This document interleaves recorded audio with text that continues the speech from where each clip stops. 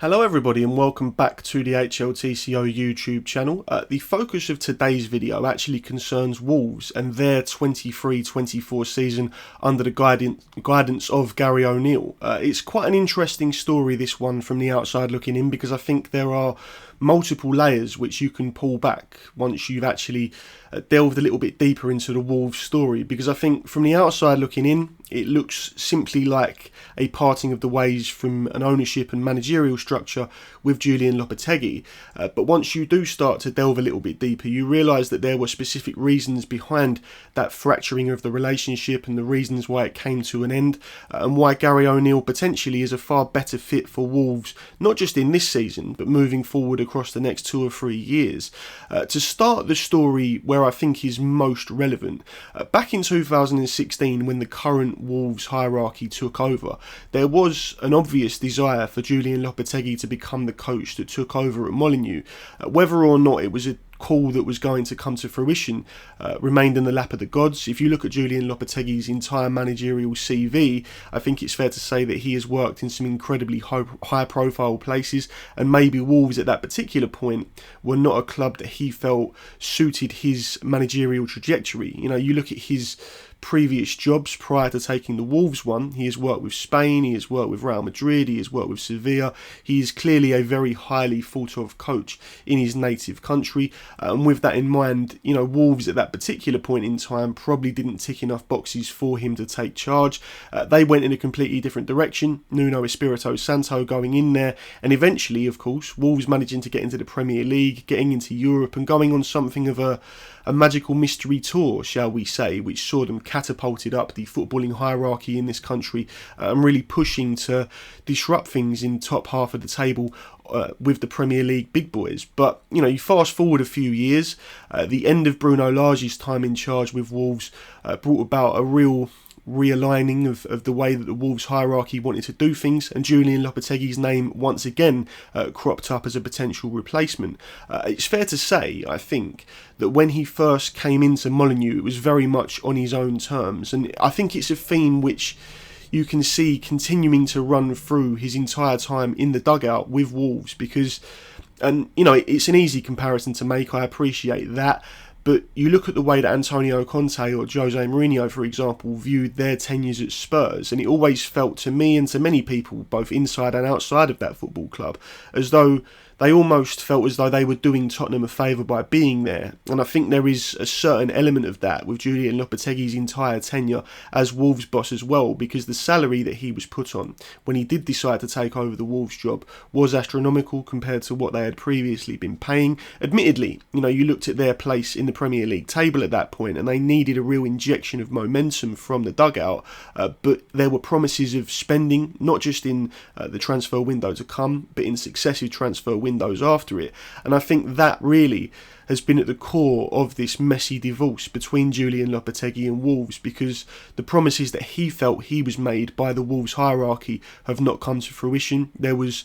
quite astounding amount of spending that went on initially to try and catapult Wolves further up the table under Bruno Lage, but unfortunately for them, it ended up in a protracted relegation battle, and it meant that from a financial fair play perspective, they were somewhat hamstrung moving forward, which contributed to growing tensions between Julen Lopetegui and the hierarchy at Molineux, which has ultimately ended in him taking leave of his role and Gary O'Neill coming in to replace him.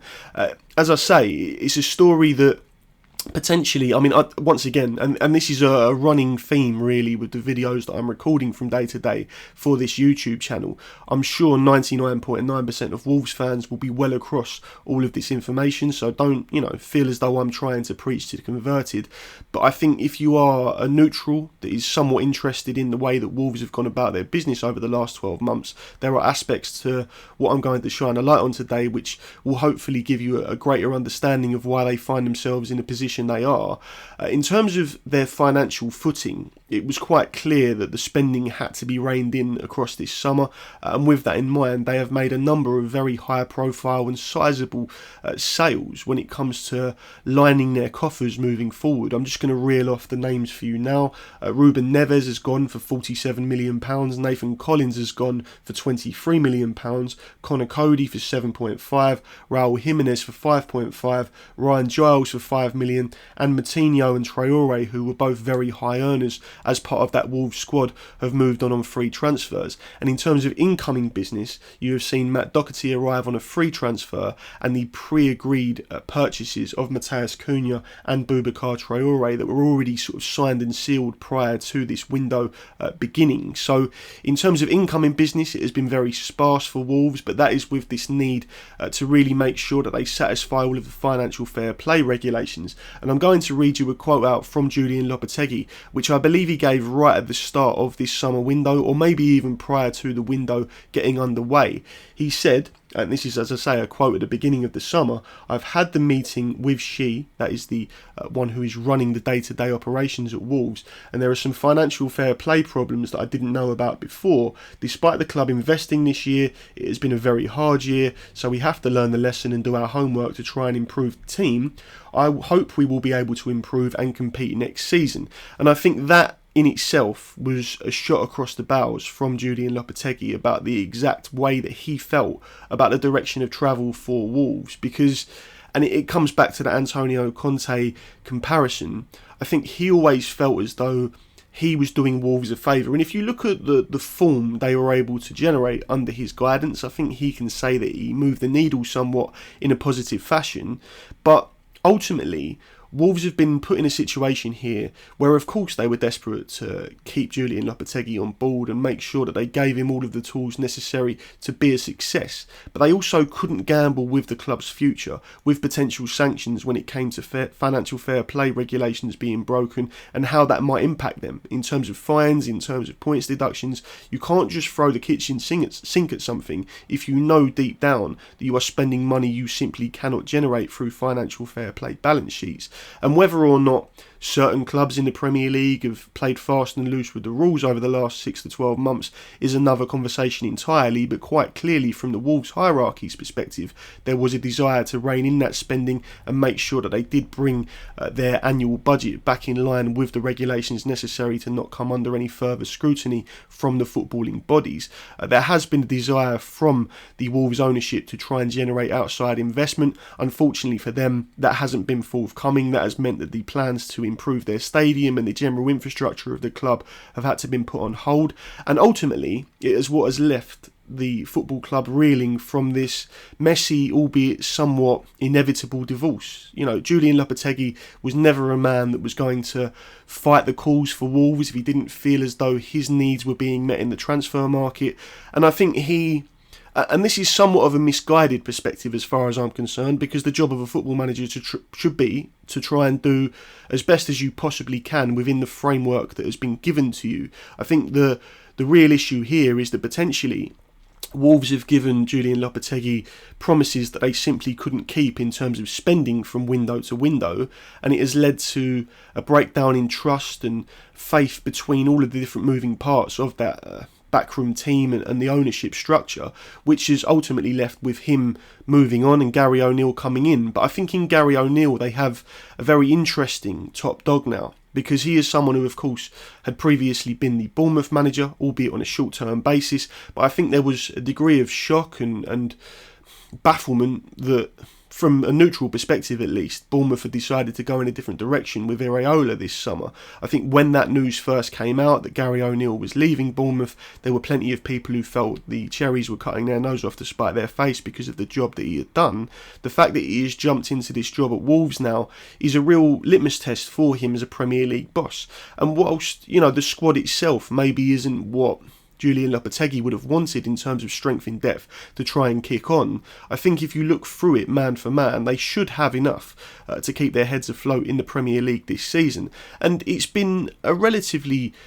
positive start, I would say, for Gary O'Neill. You know, they were very, very creditable in their defeat, albeit narrow, at Manchester United. A couple of weeks back, they were denied what looked like a stonewall penalty with pretty much the last kick of the game when Onana clattered into that Wolves man. And, you know, Gary O'Neill was spitting feathers about that quite rightly after the game. They've since gone on and beaten Everton on their own pitch in somewhat controversial circumstances, because of course the Toffees had plenty of attempts at goal, and Jose Sarr, I believe, was man of the match in that game on Merseyside last weekend. But just last night they've managed to get past Blackpool very, very comfortably in the League Cup. Of course that doesn't guarantee success moving forward in the Premier League, but I think there are signs of life there from Gary O'Neill's perspective, and he will hope that he can really get under the skin of this Wolves squad. And whilst maybe not scaling the heights that Julen Lopetegui would have hoped for had he stayed and been given the money in the market that he was asking for, I think they can be a pretty creditable Premier League opposition for most teams week after week, and not be in too much danger of falling through the Premier League trapdoor. I think it's a slight recalibration this season. You know, last year there were so many teams that were looking over their shoulders, but with the likes of Burnley, Sheffield United and Luton coming up, they are not established Premier League sides, and I think it will give a more traditional look to the bottom of the table. Yes, Wolves have to be put in there in the group of teams that are worried in the initial points of this campaign about a potential relegation battle, but you can throw in all sorts of clubs, whether it's Nottingham Forest, whether it's Crystal Palace, whether it is Wolves, into that mix. And it's about making sure that the tactical framework he lays out for these players is solid enough to get points on the board. They have a Premier League game coming up this Sunday against my side, Crystal Palace, at Selhurst Park, and I think, you know, they will hope that they can put in a solid display there. From my perspective, you know, coming on from a win on the first day of the season away at Sheffield United, getting that point from behind at Brentford, a game at home to Wolves seems like an obvious opportunity to get 3 points if we can play to our maximum potential. But at the same time, they are not a straightforward opposition, because I think there is a little bit of a disconnect between what is going on behind the scenes and what they need to do to cut their cloth accordingly, and the strength that that side has when everyone is fully fit and pulling in the same direction. And I think that is what Gary O'Neill will be hoping to galvanise across this next few months to really prove his worth as a Premier League boss. Because if he manages to do it with Bournemouth and with Wolves, albeit not, you know, getting into European places and emulating the likes of Brighton, but making sure that they are a solid opposition from week to week, then it really will boost his credibility as a Premier League boss and make sure that he does retain the faith of this Wolves fan base, who I think understandably are probably a little bit hurt and a little bit battered and bruised by the way this Julen Lopetegui saga has played out across the summer. But at the same time, you know, if you fly a bit too close to the sun, you need to make sure that you are being realistic with your financial planning, and that's exactly where the Wolves ownership have gone. So I don't think it's necessarily a bad thing from all angles. It's just one of those necessary divorces. I just wanted to shine a light on it really in today's video, because as I said at the very beginning, I think it's quite an interesting dynamic that if you didn't delve too deeply into it from a partisan perspective, it may not be particularly straightforward to get your head around. But, you know, it's where I see Wolves at the moment trying to rein in that spending and make sure that they are there for the long haul in the Premier League without having to worry about any potential punishments for financial fair play breaches. So hopefully that all makes sense and has been relatively entertaining for you today. Other than that, I will leave it there. If you can give this video a like or consider pushing the subscribe button, it would be absolutely massive for me. Other than that, enjoy the rest of your day, and I look forward to speaking to you again soon. Bye for now.